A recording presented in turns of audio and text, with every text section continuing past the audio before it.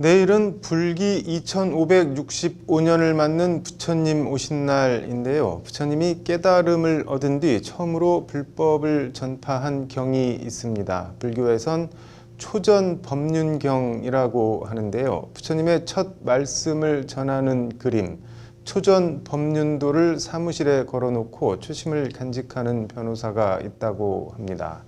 서울대 경제학과를 나와 행정고시를 거쳐 사시에 합격해 법조인으로 활동하고 있는 정종채 변호사가 그 주인공입니다. 정종채 변호사가 간직하고자 하는 초심은 무엇인지, 책과 사람들, 내부거래 해설과 쟁점이라는 제목의 책을 출간한 정종채 변호사를 왕성민 기자가 만났습니다. 서울 역삼동 법무법인 정박 정종채 대표 변호사 사무실입니다. 변호사 사무실에 흔히 있을 법한 법률 서적 책장 옆으로 약간 낯선 그림이 눈에 띕니다. 사경화라고 합니다. 이 그림의 의미가 뭐냐면 이게 초전 법륜도거든요. 뭐냐면 초전 법륜도, 석가모니가 윤회의 불법을 깨달은 뒤 5 도반에게 처음으로 깨달음을 설파한 모습을 형상화한 그림입니다. 부처님께서 처음으로 이제 득도하시고 난 다음에 처음으로 법륜을 돌리는 그 그림을 그린 것이고, 그러고 보니 초전 법륜도 아래엔 중국 선종 1대 조사로 불리는 달마대사 그림이 있습니다. 사실 이 달마도는 저희 어머니가 이제 독실한 불자시고, 제가 예전에 공부를 할 때 시험에 꼭 합격하라는 의미에서 제 스님께 부탁을 드려서 얻어온 작품이고요. 그때부터 제가 방에 걸어놓고 지금까지 계속 가지고 다니는. 서울대 경제학과를 졸업한 정종채 변호사는 행정고시에 합격해 국세청에서 공직 생활을 시작한 관료 출신으로 지난 2000년 사법시험에 합격하며 법조인의 길로 접어들었습니다. 달마도나 초전 법륜도 같은 불화를 사무실에 걸어두고 있는 건 초심을 잃지 않기 위한 것이라는 게 정종채 변호사의 말입니다. 이제 사실은 이 초전 법륜도가 제 방에 걸려 있는 이유 중에 가장 큰 거는 우리 변호사들도 사실 법을 다루지 않습니까? 이 법륜을 돌리면서 세상을 이롭게 해야 되거든요. 그래서 그런 염원을 담아가지고 미국 시라큐스 대학 MBA 석사와 캘리포니아주 변호사 자격증까지 취득하고 있는 정종채 변호사는 국내 5대 로펌에 속해 있는 대형 법무법인에서 변호사 생활을 시작했습니다. 국내에서 제기된 마이크로소프트 반독점 소송에서 마이크로소프트를 대리해 소송을 수행하는 등 대형 로펌에서도 이른바 잘나가는 변호사였습니다. 하지만 잘나갈수록, 지위가 올라갈수록 어느 순간 가슴 한켠에 뭔지 모를 아쉬움과 갈증 같은 것도 함께 커졌습니다. 그러니까 이제 회사를 대표하는 지위잖아요. 그러다 보니까 제가 목소리를 낼 수 있는 게 거의 없었습니다. 그러니까 제가 가지고 있는 특히 이제 조세나 공정거래, 저는 또 특히 경제 민주화에 관심이 많았기 때문에 이 분야에 있어가지고 낼 수 있는 저의 생각을 낼 수가 없었어요. 심지어는 제가 뭐 페이스북에 어떤 사안에 대해서 제 논평을 하면 경영진에서 글을 내려라 라고 하시기도 하고.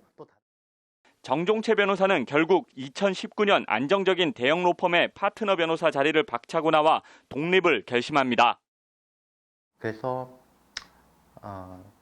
그래도 이제 어느 정도 이 사회에서 책임 있는 변호사로서 목소리를 내기 위해서 독립을 했습니다. 특히 이제 이 책 독립하고 나서 업계의 주목을 받은 이른바 첫 작품은 구글의 시장 지배적 지위 남용 불공정 갑질 행위에 대한 공정위 집단 신고입니다. 이른바 인앱 시스템을 통해 앱 개발자들로부터 수수료의 30%를 일괄적으로 징수해가는 구글의 결제 시스템이 공정거래법 위반이라며 문제 삼고 나선 겁니다. 인앱 결제, 그러니까 앱 마켓에서 모든 앱에 대해 가지고 30% 수수료를 부과하는 정책을 시행하게 됐습니다.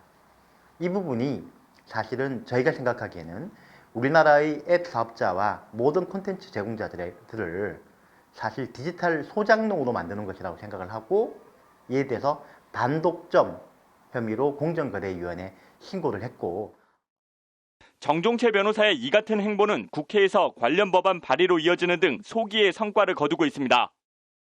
정진특시사업법에 그런 그 운영체계 사업자들의 그 반경쟁 행위를 막는 조항을 집어넣는 입법을 했었거든요.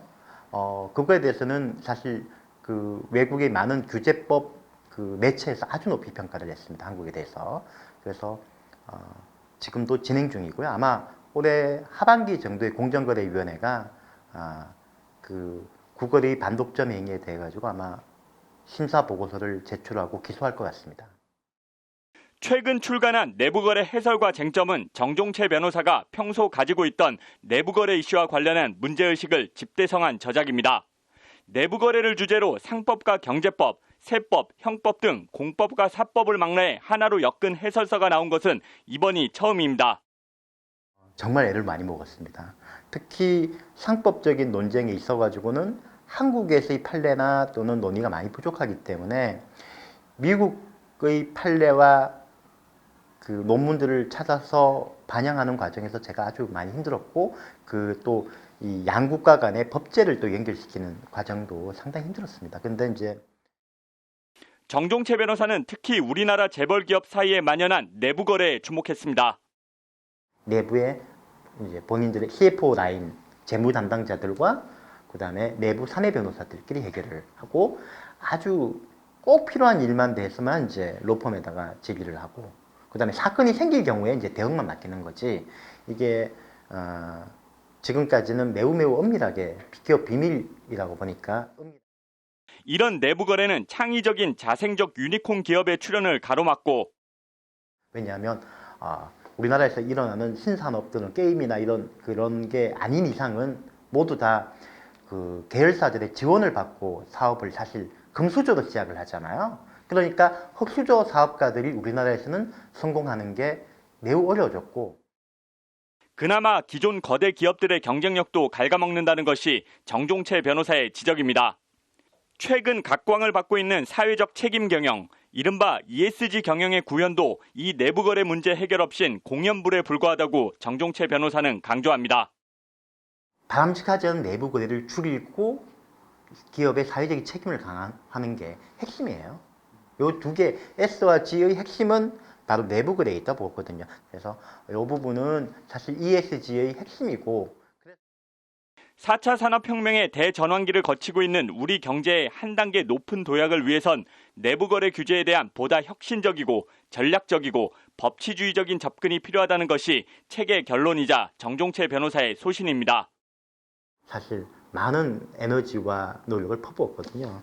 그래서 이 책이 뭐 잘 팔리는 것도 당연히 저한테는 좋지만 우리 그 법 쪽에 특히 이제 내부 거래와 관련된 분야에서 연구나 또는 실무에 시작점이 돼가지고 마중물이 돼가지고 더 큰 강을 이뤘으면 좋겠습니다.